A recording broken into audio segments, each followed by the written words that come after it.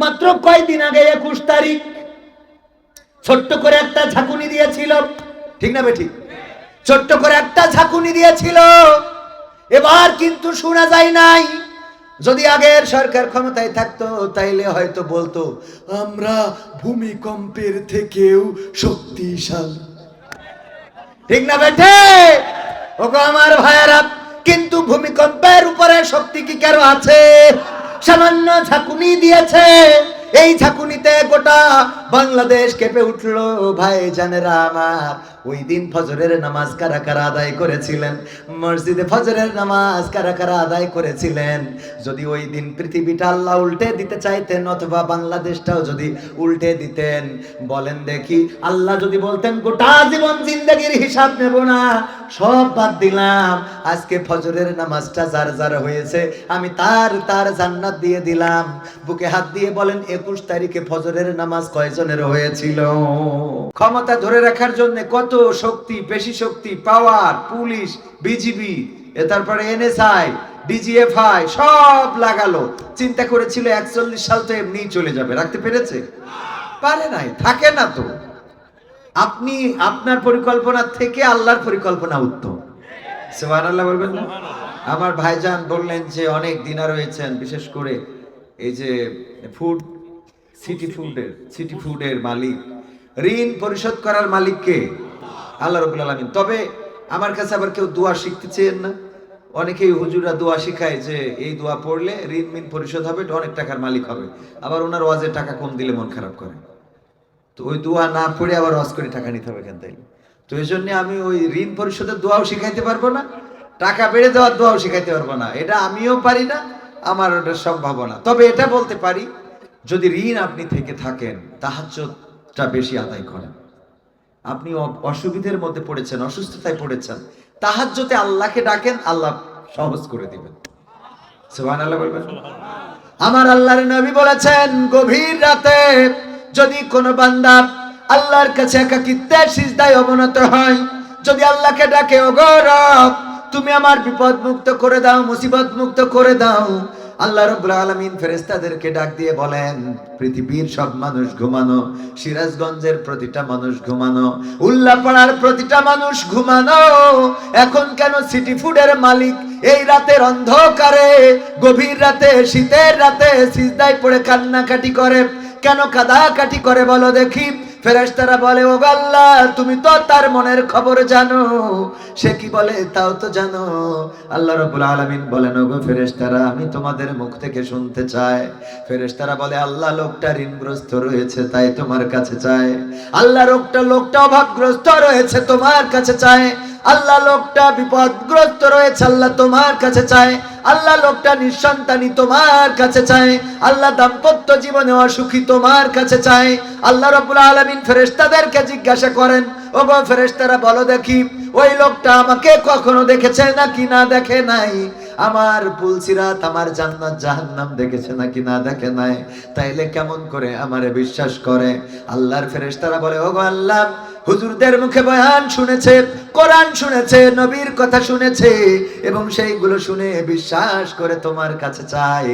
আমার আল্লাহ রাব্বুল আলামিন বলেন, যেই বান্দা আমারে দেখলো না, যেই বান্দা আমারে কোনোদিন দেখতে পায় নাই, ফুলসিরাত দেখে নাই, জান্নাত জাহান্নাম দেখে নাই, মৃত্যুর পরের জীবন দেখে নাই, তারপরেও যেই বান্দা আমি আল্লাহকে বিশ্বাস করে, যারা বিশ্বাস করে যে আল্লাহ রাব্বুল আলামিন চাইলেই বিপদ মুক্ত হয়ে যাব, আমি আল্লাহ, তোমরা ফেরেশতারা সাক্ষী থেকে যাও, ওই বান্দা যা চায় আমি তার চাওয়াগুলো পাওয়া করে দিলাম। চাইবো কার কাছে? আল্লাহর কাছে চাওয়া হয়েছিল, আল্লাহ জুলুমের বিদায় দাও।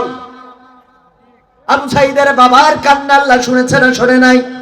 আল্লামা দেলোয়ার হুসাইন সাইদি 13টা বছর কারাগারে কেঁদেছেন, 13টা বছর কারাগারে রইলেন, ফাঁসির কাস্টে ঝোলা। নিরপরাধ মানুষগুলো ফাঁসির কাস্টে যাওয়ার সময় বিচারটা দিয়েছেন কার কাছে? আল্লাহ রাব্বুল আলামিনের পরিকল্পনাটা দেখেন। সেই বিচারের কাঠগড়া আছে, সেই বিচারপতি আছে, সেই কোর্ট আছে, আন্তর্জাতিক ট্রাইব্যুনাল আছে, শুধুমাত্র আসামির পরিবর্তন হয়ে গেছে। বলেন ঠিক কিনা? এই ক্ষমতা আছে কার? আল্লাহ চাইলে গরিবরে ধনী বানান, ধনীরে গরিব বানান। আল্লাহ চাইলে কোটিপতিরে ফকির বানান। আবার ফকিরকে ধরে নিয়ে কোটিপতি বানিয়ে দিতে পারে না? পারে না? যে ইউনূসের নামে মামলা ছিল সেই ইউনূস এখন আবার রায় দেয়, কথা কয় না? যে ইউনূসের পদ্মা সেতু থেকে ফেলে দেওয়ার কথা সেই ইউনূস আবার পদ্মা সেতুর টাকা নিয়ে খায়, মানে নিজে দেখাইলো দেশের জন্য। কি ঠিক বলছি তো? আল্লাহর মুজিজা দেখার জন্য ওই ফেরাউনের ইতিহাসের দরকার নাই, নমরুদের ইতিহাস দেখার দরকার নাই। বাংলার জমিনে যে ইতিহাস গুলো ঘটে গেল সেই ইতিহাস দেখলেই বোঝা যায় আল্লাহ রাব্বুল আলামিন বলে কিছু আছে। কত আন্দোলন, কত সম্মেলন, কত মিছিল, কত অবরোধ, কত কিছু হয়ে গেল, কিন্তু সেই বাতিলকে টেনে নামানো গেল না। আর ছোট ছোট বাচ্চা শিশু রাজপথে দাঁড়িয়ে গেল, বলল আমি আবু সাইদ হতে চাই। অমনি গদি ছেড়ে দাদার দেশে যাওয়া লেগেছে। সাহস নিয়ে দাঁড়িয়েছ তাই মুক্ত হয়েছে জমিন, সাহস করে দাঁড়ালে আর একবার কায়েম হয়ে যাবে দিন। নয় নয় নয় আর কোনো ভয়, আনতে হবে দিনের বিজয়। নয় নয় নয় আর কোনো ভয়, আনতে হবে কোরআনের বিজয়, কোরআনের বিজয়। যারা ভেবেছিল ছাড়বে না আর ক্ষমতার ওই মাসনদ, দেখেছে তারা রবের পাকড়াও কি করে করে নাস্তানাবুদ। ঠিক না বেঠে? একটা সংসদ ধরে পালিয়ে গেল প্রধানমন্ত্রী, তারপরে এমপি, মন্ত্রী, সব লেভেলের চেয়ারম্যান, উপজেলা চেয়ারম্যান, মেম্বার সব একযোগে পালিয়েছে না পালাই নাই? এটাকে বলে নাস্তানাবুদ। কি নাবুদ? নাস্তানাবুদ। একেবারে একযোগে শুধুমাত্র একজন ছিল, হেডামালা। আমি পাবনায় গেলে বলি যদি বাড়ি হয় পাবনা, নেই কোনো ভাবনা, সবাই টেনশন করে পালিয়ে গেল, কিন্তু পাবনার রাষ্ট্রপতি থেকে গেল। কারণ যার বাড়ি পাবনা তার নেই ভাবনা। ঠিক না বেঠিক? সবাই ভেবে চিন্তে দেখেছে এই দেশে থাকা হবে, আর উনি দেখেছে যাওয়া যাবে। ঠিক আছে তো বাবা? যারা ভেবেছিল ছাড়বে না আর ক্ষমতার ওই মাসনদ, দেখেছে তারা রবের পাকড়াও কি করে করে নাস্তানাবুদ। তাই নয় নয় নয় আর কোনো ভয়, আনতে হবে দিনের বিজয়, কোরআনের বিজয়।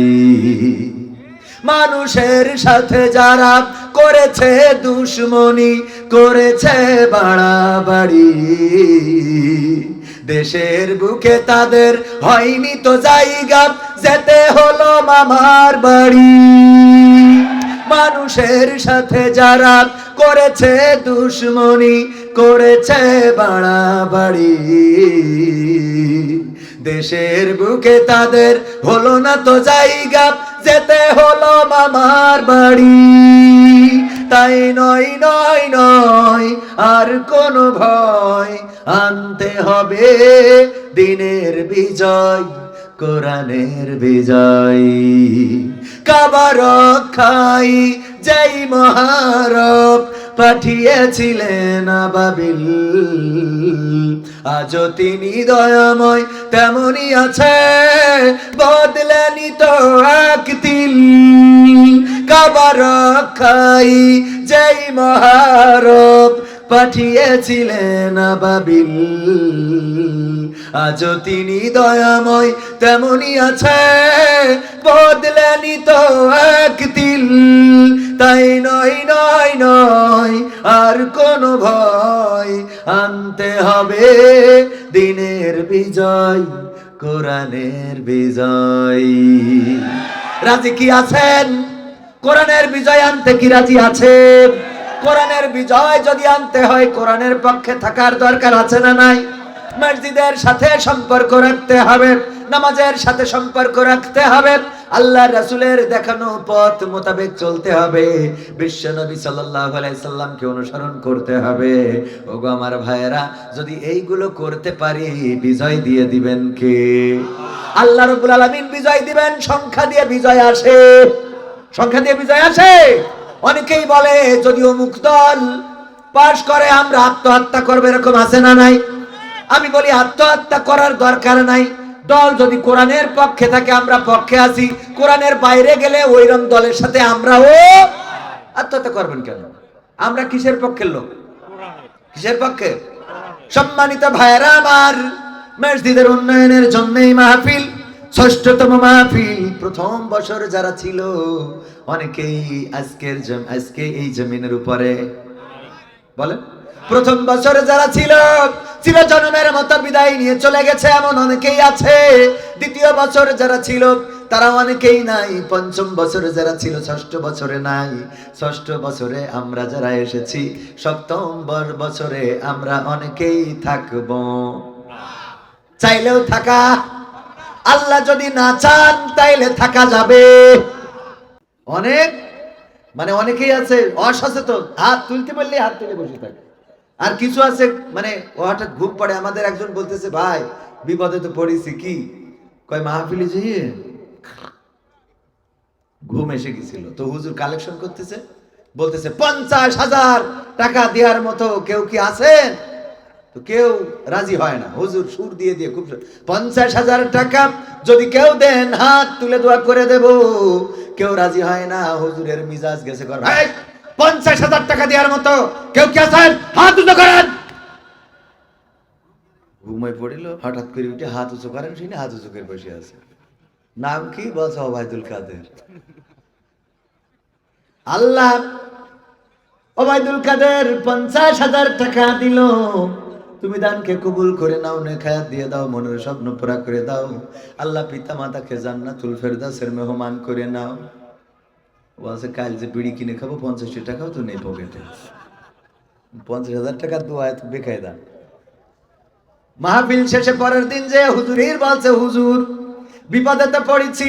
কি বিপদ? কালেকশন চলছিল, মাহফিলে ঘুমাই গেছি। হুজুর চিল্লাইয়ে উঠেছে, আমি চেতনা পেয়ে শুনলাম যে হাত উঁচু করেন। আমি আবেগে হাত উঁচু করে ফেলেছি।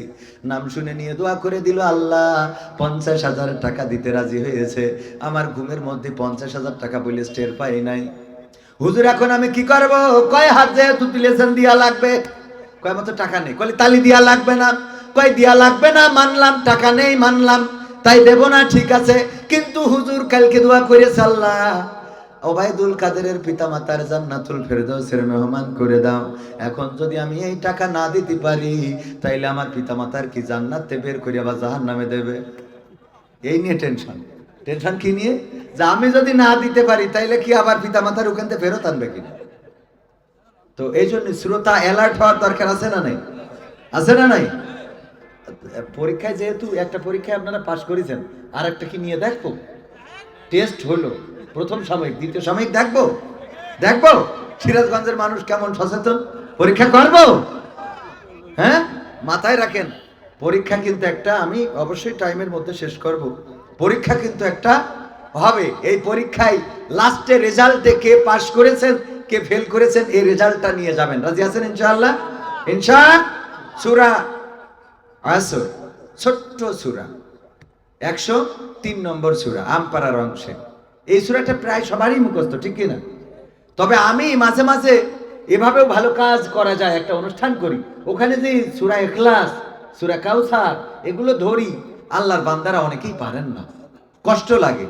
খেয়াল করেছেন এই অনুষ্ঠানটি কি দেখেন কেউ? কারো চোখে পড়েছে এই প্রোগ্রামটা? দেখবেন যে আমি বলেছি যে হুজুর ফরজ কয়টা? কয় 3টা। আমি কইলাম কি? কয় জোহর আসর আর মাগরিব।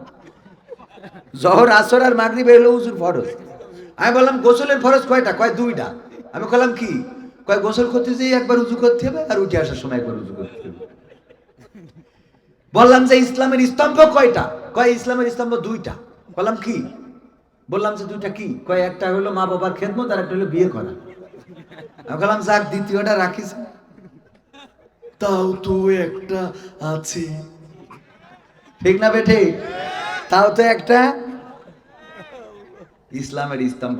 আমি মাঝে মাঝে অবাক হয়ে যাই, কালেমায়ে তৈয়বাটা বলেন, লা ইলাহা ইল্লা আনতা সুবহানাকা ইন্নী কুনতু মিনাজ জালিমিন। মানে এত বিপদে ফেলে দিছি যে দোয়া ইউনুস পড়ে বসে থাকে। আপনার সিরাজগঞ্জে এরকম আছে নাই? টেস্ট করব আমি এই অনুষ্ঠানটা, আমার নিয়ত বাংলাদেশের প্রতিটা জনপদে আমি যাব। খালি ওয়াজের সময় টাইম পাইনি, মাহফিল করব না ওই করব। আবার এখন নির্বাচন সামনে, একবার বিএনপির ভোট সাথী হয়, একবার জামাতের ভোট সাথী হয়।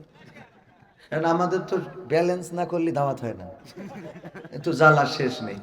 সেদিন মাহফিলে গেছি, জায়গার কথা না বলি, সব নেতা অতিথি বিএনপির, একটাও জামাতের নেই। জামাতরা কেউ আসেনি। তা আমার তো খালেদা জিয়া রস করা ছাড়া তো রাস্তা নেই, বলেন। কারণ শ্রোতাও এখন মাহফিল ভাগ করে নিচ্ছে,